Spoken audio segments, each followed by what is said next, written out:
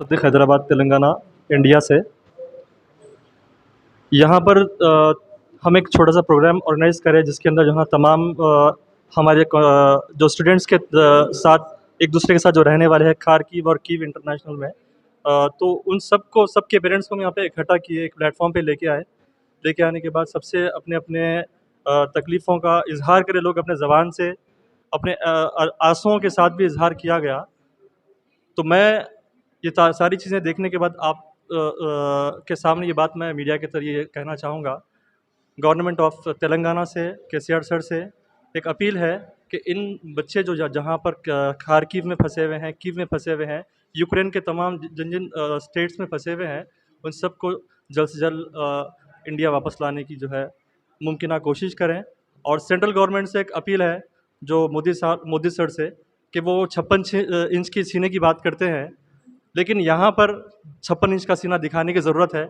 मैं उनसे अपील करता हूँ मोदी सर से कि ये हमारे इंडियन स्टूडेंट्स जो 18,000 स्टूडेंट्स जो है यूक्रेन में फंसे हुए हैं, जिनके पास खाने और पीने की सहूलतें भी ख़त्म हो चुकी हैं और वहाँ पर किसी किस्म की ट्रांसपोर्टेशन नहीं है, वो एम्बेसी वाले किसी किस्म की रिस्पॉन्सिबिलिटी लेने के लिए तैयार नहीं है। तो मैं तेलंगाना गवर्नमेंट से और सेंट्रल गवर्नमेंट से, स्पेशली मोदी सर से बोल रहा हूँ कि 56 इंच का सीना यहाँ पर आप दिखाइए, आगे आइए और हमारे 18,000 जो इंडियन स्टूडेंट्स हैं उनको जो है रेस्क्यू करें और वापस खैर खूबी के साथ इंडिया वापस लाएं।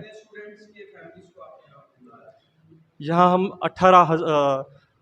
20 से 25 लोग यहाँ पर आए, स्टूडेंट के पेरेंट्स आए हुए थे, उनसे हम बातचीत किए। और भी बहुत से लोग हैं जो आ नहीं सके और जो यहाँ पर आए हैं, इनसे हमारी बात हुई है और ये अपने बड़े तकलीफ़ के साथ यहाँ पहुँचे हैं। एक्सीडेंटल केसेस रखते पर भी अपने बच्चों की खातिर, पैर में फ्रैक्चर रखते पर भी लोग यहाँ पर उनके पेरेंट आए हुए हैं हमारे साथ। और एक हमारे श्रीनिवास सर है, ये अपने तासुरात कुछ बयान करना चाह रहे हैं अपने बच्चों के ताल्लुक से। श्रीनिवास सर। నేను ఇక్కడ నాచారం మల్లాపూర్ నుంచి వచ్చాను, హైదరాబాద్ నుంచి 3 నెలల క్రితం మా బాబు దుర్గాప్రసాద్ గౌడ్ డిసెంబర్ 11 తారీఖు ఇక్కడ నుంచి బయలుదేరిండు. కార్క్యూలో నేషనల్ యూనివర్సిటీలో ఎంబీబీఎస్ ఫస్ట్ ఇయర్ గురించి పంపించాము.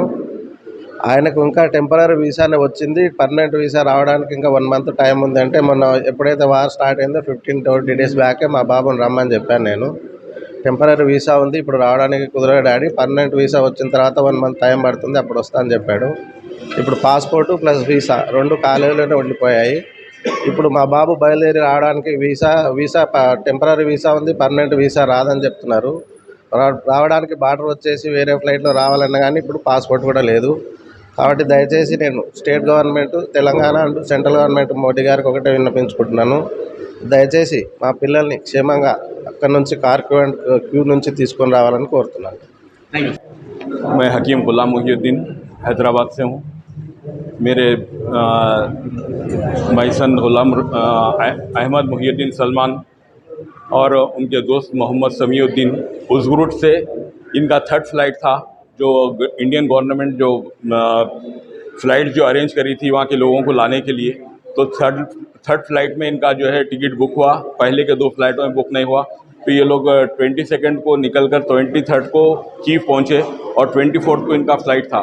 ये है जब 3 बजे एयरपोर्ट पहुँचने के बाद में वहाँ पे ऐलान किया गया कि जो है रशियन फ़ौज आर्मी लैंड होने वाली है और इमीडिएट एयरपोर्ट खाली कर दिया जाए। जैसे ये लोग बाहर निकलने लगे, वहाँ पे 2 धमाके हुए, जो मिसाइल से अटैक हुआ एयरपोर्ट के ऊपर, एक जो है रनवे पे और एक एडमिनिस्ट्रेटिव ऑफिस के ऊपर। एडमिनिस्ट्रेशन पूरा तबाह हो गया, ये लोग भागने लगे। तो बच्चे कहते हैं कि करीब 3 किलोमीटर तक हम भागते रहे बैग खींचते हुए। तो 140 बच्चे जो फ्लाइट में बैठे हुए थे वो तितर-बत्तर हो गए और 5 बच्चे इनके साथ हो गए। ये लोग 3 किलोमीटर भागने के बाद 2 किलोमीटर तक चलने लगे। इत्तेफाक से एक बस इनको मिली, वो बस पूछी कि भाई आप कहाँ के स्टूडेंट्स है, बोलते हो इंडिया के हैं, बोलते हो इनको लेके आकर इंडिया के एक हॉस्टल के पास ठहरा कर दिया गया। वहाँ पे जो है Kyiv national university medical university का हॉस्टल था, वहाँ पे वो लोगों ने इनको पनाह दी और ये लोग बिल्कुल बगैर खाए पिए 2 दिन तक गुजारे। उसके बाद में वहाँ के बच्चों ने कुछ मैगी वगैरह पकाए खिला के दिए। तो ये लोगों ने, मेरे बेटे ग़ुलाम अहमद सलमान कहते हैं कि मैंने पहले एम्बेसी को फ़ोन किया कि सर यहाँ पे ब्लास्ट हुआ, तो एम्बेसी कहती है कि हम कंफर्म करके बताएंगे आपको ब्लास्ट हुआ नहीं हुआ, आप वहाँ से एयरपोर्ट से निकल जाइए। क्या गैर जिम्मेदारी बात है कि एम्बेसी क्यों रखी जाती है कि जो है जो कंट्री में, बाहर कंट्री में जाने के बाद में जो लोग को अगर कोई परेशानी हो तो उनकी सपोर्ट के लिए है, क्या नहीं इनको के ये जवाब देने के लिए? समझ में नहीं आ रही बात। और 3 दिन से ये लोग बराबर कांटेक्ट कर रहे हैं, कोई एम्बेसी से जो है, ये मेन कीव में है और कीव में ही एम्बेसी है और कोई इनसे जो है राब्ता नहीं हो रहा है और कोई उनसे कम्युनिकेशन नहीं है। आज जो उनको कहा गया, और कल रात की बात है कि इन लोग जो हॉस्टल में ठहरे हुए, जो बंकर में बैठे हुए, वहाँ की रात में आर्मी ने, जो रशियन आर्मी आई, उन्होंने वहाँ की दीवार तोड़ दी। दीवार तोड़ने के बाद अंदर घुस गए। घुसने के बाद में लड़कों से कहा कि तुम लोग कहाँ के स्टूडेंट्स हैं, तो ये लोगों ने सारे कहा कि हम इंडियन है बोले, तो वो आर्मी वहाँ से वापस चली गई, वरना क्या हाल होता रात का नहीं मालूम।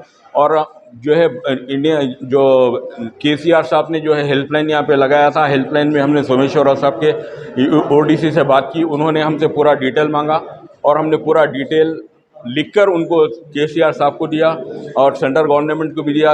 और जयशंकर साहब से भी हमने ट्वीट किया, पीएम ऑफिस को, और हमारे एमपी असदुद्दीन साहब को भी हमने ट्वीट किया कि हमारे बच्चों के लिए कुछ इक़दाम किए कि वहाँ से आसानी से वो निकल सके, क्योंकि इनको कीव से अगर वो यूक्रेन के कोई और बॉर्डर पे जैसे हंगरी और जो स्लोवाकिया और स्कॉटलैंड, रोमानिया जाते हैं, तो इनको कम से कम 8 घंटे से 24 घंटे का जो है टाइम लगता है बस से पहुँचे, तो वहाँ पे कोई ट्रांसपोर्टेशन सर्विस नहीं है। और आज एम्बेसी कहती है कि आप लोग अभी अंदर आकर एम्बेसी में सिग्नेचर करके जाओ कि हमारी जिम्मेदारी नहीं है आपकी। ये कौन सी गैर जिम्मेदारी बात हो रही है कि हम हुकूमत से, आंध्र प्रदेश और तेलंगाना गवर्नमेंट और सेंट्रल गवर्नमेंट से हमारी यही अपील है कि हमारे बच्चों को जल्द से जल्द वहाँ से सेफ़ तरीके से लाने के लिए एम्बेसी को इमीडिएट ऑर्डर इशू किया जाए कि वो लोगों को वहाँ से लाए। हमने पूरा अपना डिटेल, जहाँ पे बच्चे जो अभी लोकेशन पे है, वो डिटेल भी हमने उनको प्रोवाइड कर दिया है और वहाँ से उनको लेकर हमारे पास पहुँचाने तक हमारे जो है, क्योंकि देखिए अब यहाँ पे बात कैसी हो रही है, फ्रांस कहता है कि यूक्रेन को कि मैं तुमको हथियार दूंगा। अरे आज इतने डेवलपमेंट के दौर में कोई चीज़ को रोकी जाती है, जंग को रोका जाता है क्या नहीं? जंग लड़ने के वास्ते कहा जाता है।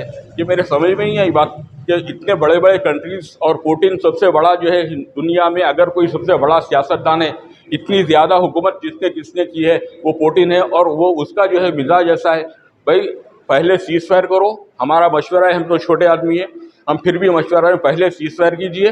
सीज़ फायर करने के बाद में जितने हिंदुस्तानी हैं और जहाँ के भी लोग हैं उनको बाहर निकाल लीजिए, आप यूक्रेन को ले लीजिए, कुछ भी कर लीजिए, उससे हमारा जो होने का है बाद में देखेंगे, पहले सीज़ फायर कीजिए। पूरे यूएनओ से और सेंट्रल गवर्नमेंट से भी हमारी यही अपील है कि पहले सीज़ फायर किया जाए और सबको निकाला जाए वहाँ से। बस मैं इतना ही कहूँगा आपसे। और मेरा लड़का एमबीबीएस के लिए यूक्रेन गया हुआ है, खार्किव में, और बच्चे से जो है ना बातचीत नहीं हो पा रही है।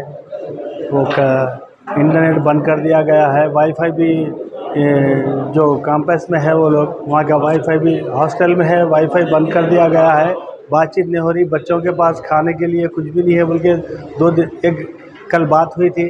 अब इस वक्त बच्चे जो है ना परेशान है और हम भी परेशान हैं यहाँ पर।